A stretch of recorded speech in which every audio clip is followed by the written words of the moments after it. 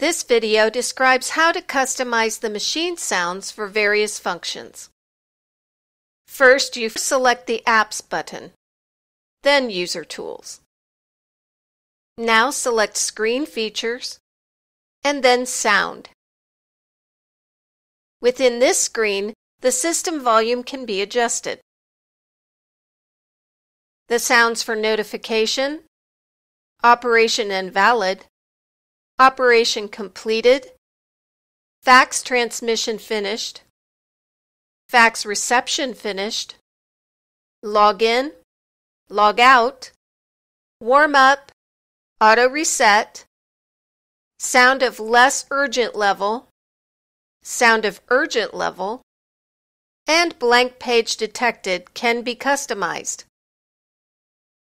There are several sounds that can be selected, depending on which function has been chosen.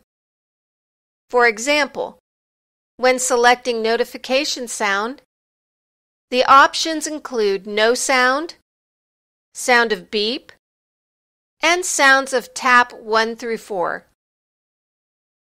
Now adjust to the desired settings and exit.